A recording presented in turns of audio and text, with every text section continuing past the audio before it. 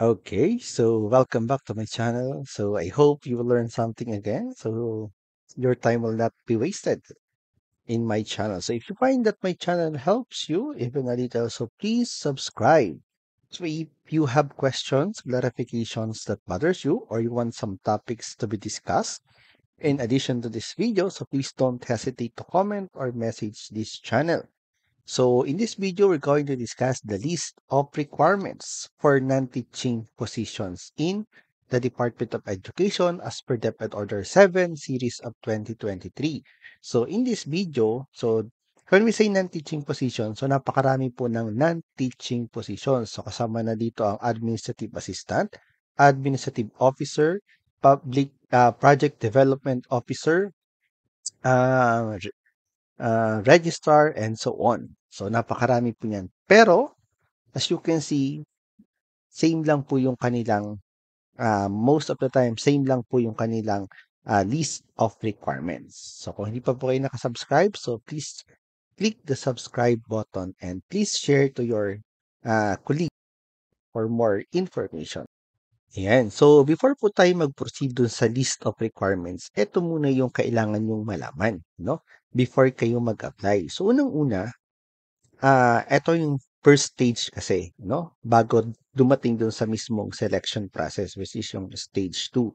So, unang-una, i-check nyo po muna yung position na ina-apply nyo kung kayo po ay qualified or not qualified.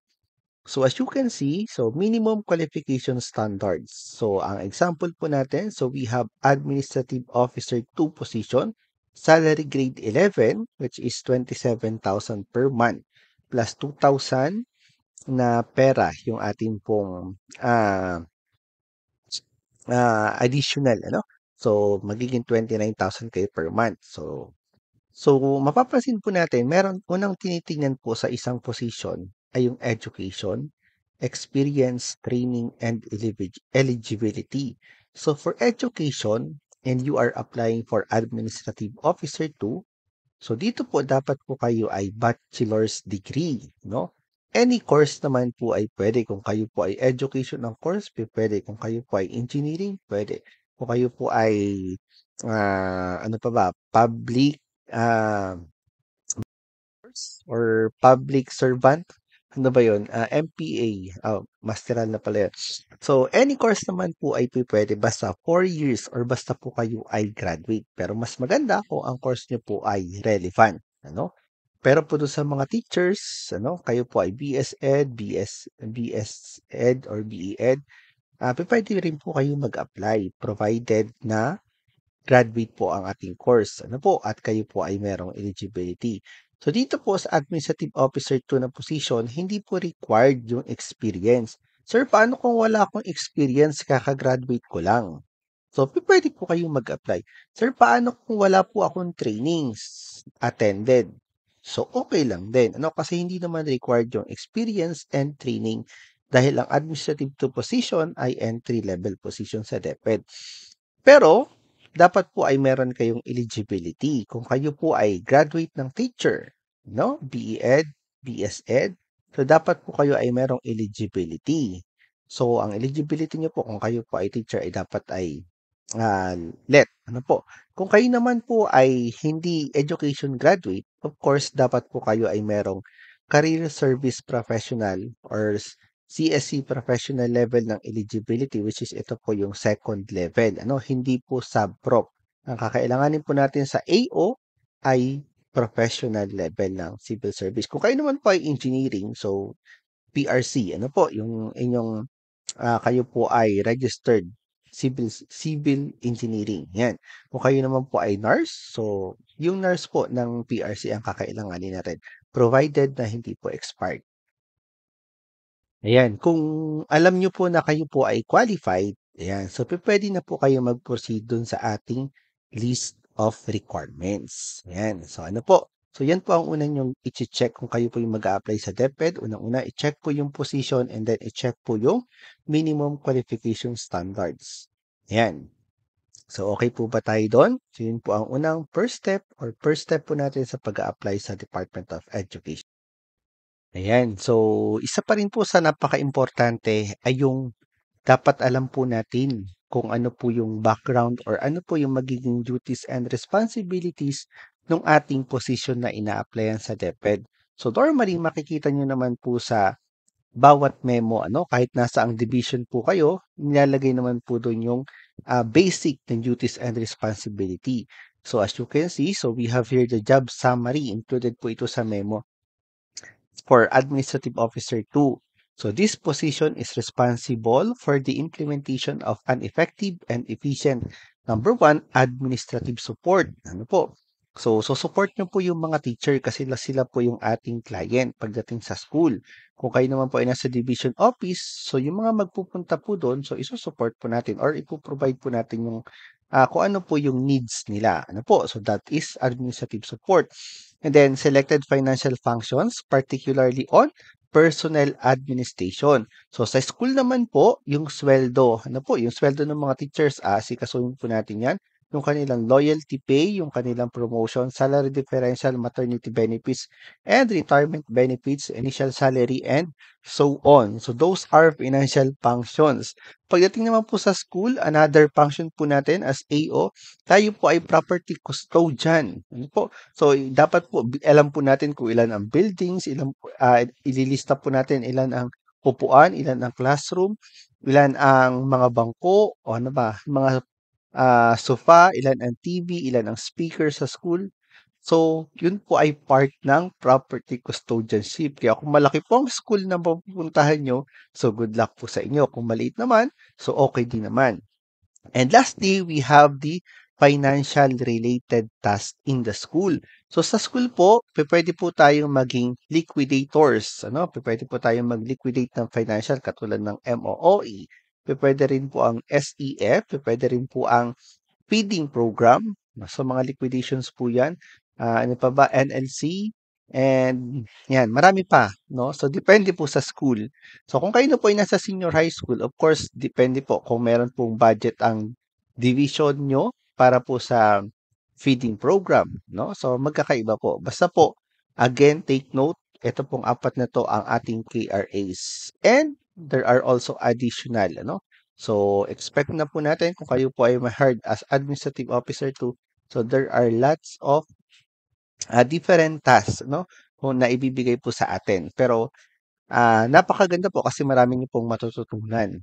Yan, as public servant, as administrative officer. So, iba naman po ang task ng administrative assistant, iba rin po ang task ng project development officer, no? So, ang administrative task, so clerical po sila, assistant po natin ng assistant ng AO. Ang PDO naman po ang project development officer, ang kanilang focus ay ang SBM, ang mga projects ng schools, different projects ng schools. Ano po? And so on, project and division. And so dapat nyo pong alamin kung ano po yung position na ina-applyan at ano po yung kanilang job summary or um, duties and responsibilities na makikita po natin ito sa division memorandum. Ayan, so nakalimutan ko lang banggitin, so lahat po ito ay naging task ko na, no? Lahat po ito ay naging property custodian, financial, personal administration, and providing administrative support, no? Ang school ko po ay merong 224 teachers, yan, sa isang school. So ang school ko po ay considered as mega. So mag-isa lang po ako doon, kasama po ang aking school head. Yan. So hopefully mapunta kayo. Yung ibang school naman 7. Yan. Pero still, parehas po tayo ng sweldo. Yan. So more tips, so message nyo lang po ako. Ayan. So proceed po tayo sa requirements. So unang-una po nating i-discuss yung mandatory. So ibig sabihin, ito po yung required. Required documents na hindi pwedeng wala kayo. Kapag hindi nyo po ito nasubmit, may possibility po na kayo po ay ma-disqualified. So sayang po ang inyong application. So makinig po ng mabuti. Ano po? So ang mandatory requirements po na dapat ay meron kayo ay unang-una, letter of intent addressed to SDS or the school's division superintendent. And then nakalagay po doon ano yung position na ina-applyan, saan po yung prepared school. Yan, so yun po yung mga basic, anong position ng ina-applyan. Kung kayo naman po ay teacher, so anong strand or anong subject ang ina-applyan, yun po yung idadagdag. Then ano pong school yung gusto nyo. Number 2, or letter B natin, notarized personnel personal data sheet o yung tinatawag natin na PDS. So ito po ay downloadable. Pero again po, lahat po ng files na to ay meron na po tayo dito sa ating channel, no? So fill upan nyo lang po yung link para makuha nyo po yung letter of intent, personal data sheet. Yan. Pag sa dating po sa letter C, yung photocopy of valid PRC, so dapat po siya ay hindi expired. Ito po ay para sa mga applicant ng administrative officer or non-teaching position, pero ang kanila pong eligibility ay let, no? Kung kayo po ang kung ang eligibility niyo po ay from PRC, so dapat po ay hindi expired. Again po, photocopy lang po. So, check niyo po sa DepEd order or dun sa division memorandum kung ilang set.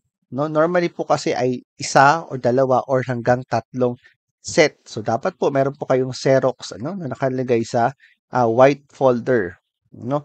So, kung tatlong set yung kailangan, so Xerox nyo po ng tatlo. Kung dalawa, di dalawa lang. Okay?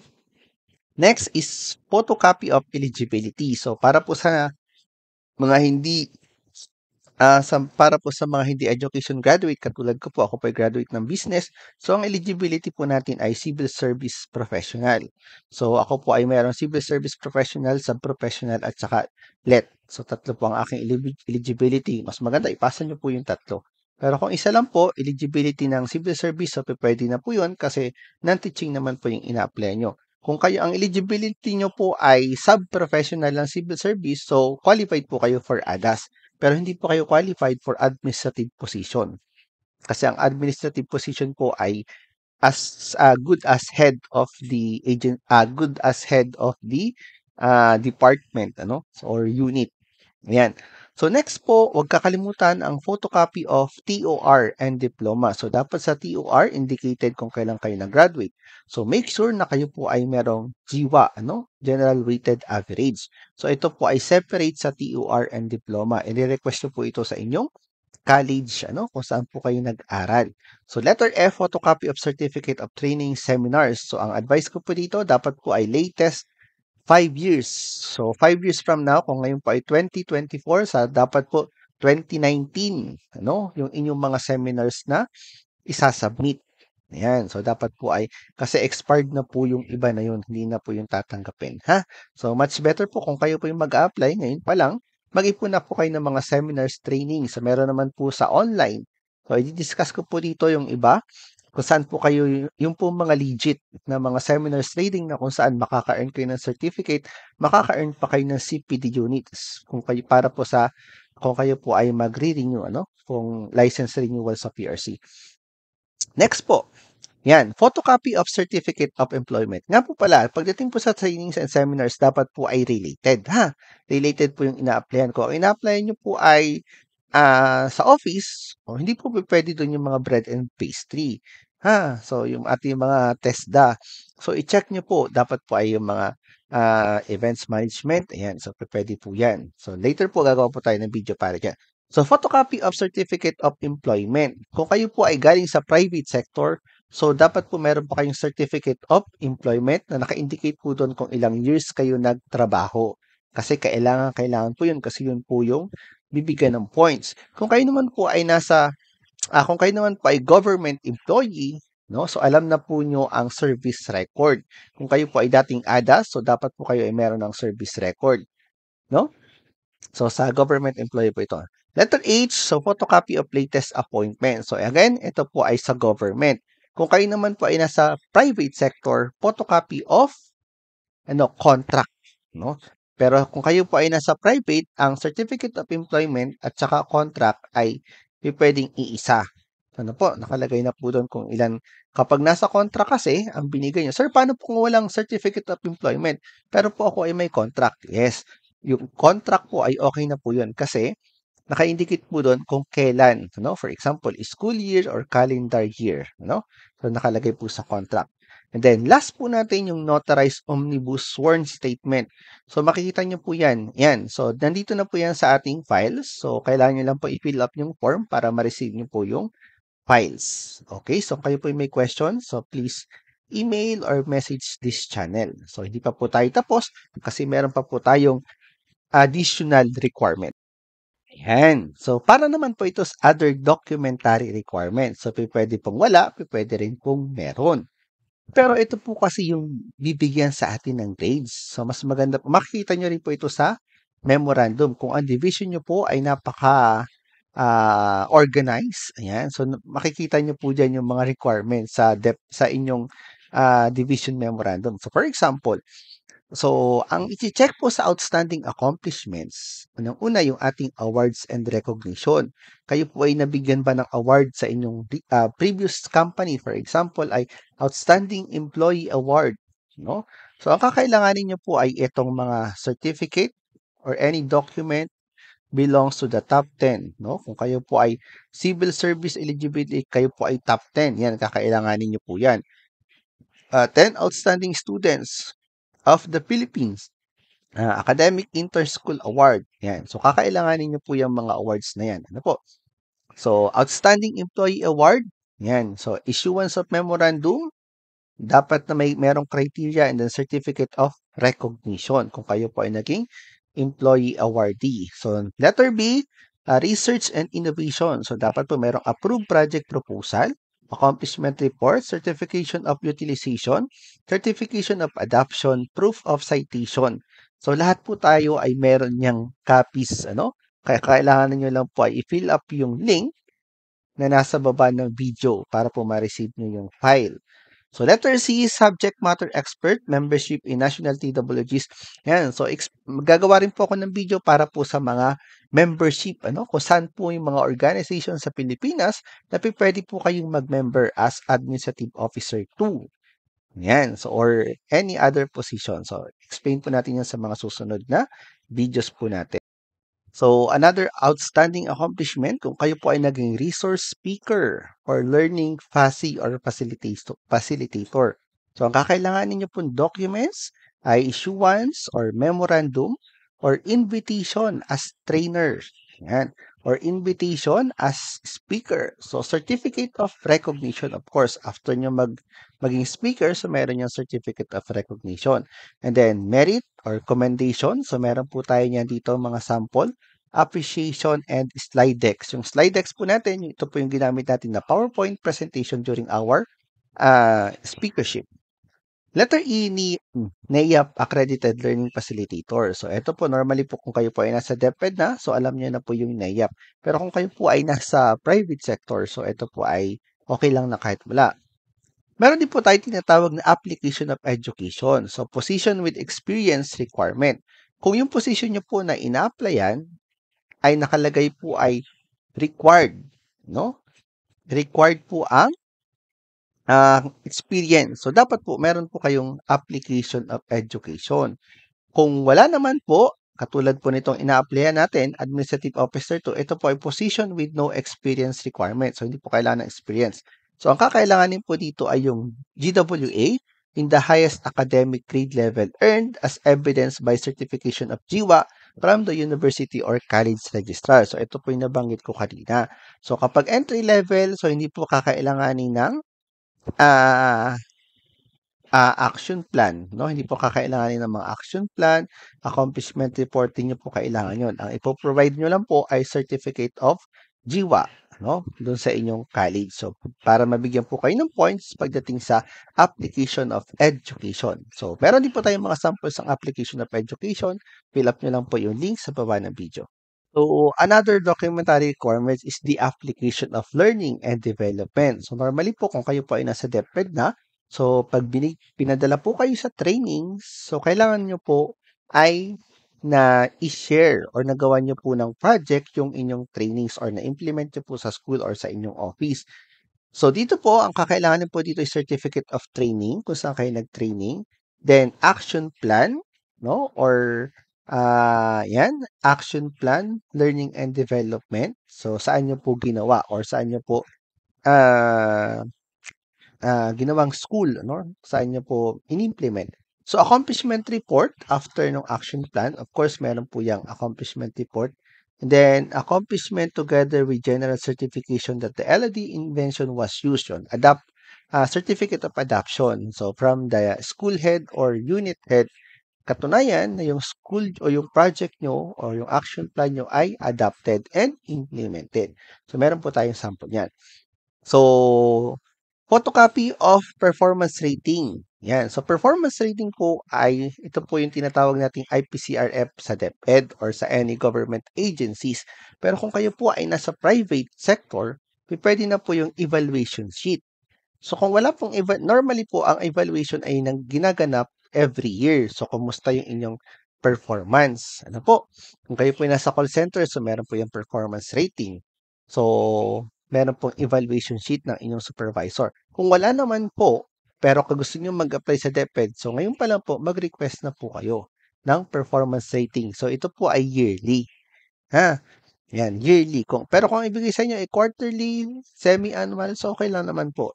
Kung 4 na quarterly, 2 semi-annual, or kung ilang years kayo nagtrabaho, 5 years, so pwede rin naman po. Lalagay lang po doon kung anong mga years. Kung yung first year, kayo po ay satisfactory, second year, kayo po ay outstanding, yan. So, kakailanganin po natin yan. And lastly, yung photocopy of latest performance rating. So, parang parehas lang siya ng L at saka M. So, yan. Parehas lang po. Kung kayo po ay nasa DepEd, nasa government agency, kakailanganin po natin ay latest IPCRF.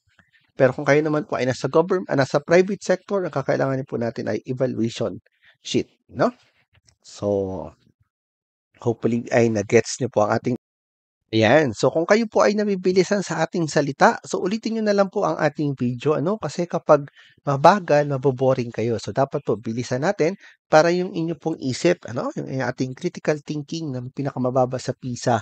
So, dapat po ay mabilis ang ating catch up. Kasi pagdating po sa DepEd, mabilisan po lahat ng pangyayari, ano? So, pag kayo po ay natutulog sa pansitan, nako, wala pong mangyayari sa inyo. So, again po, please subscribe to this channel. So, sana po ay makatulong ito sa inyo. So, ito po ay comment lang kanina, pero ngayon po ay ginawa na nating video. Yan, may naghingi po kasi ng requirements pero ngayon po ay video na. So again po, we have this QR code. So you can scan the QR code or fill up the link below this video to download the sample files for teaching and non-teaching. So magkasama na po yung ating mga files, learning and development, LOIs, Sworn Omnibus, etc. Nandito na po lahat yan. So fill up nyo lang po yung link and then wait nyo po sa email. So that's all po and thank you so much for listening.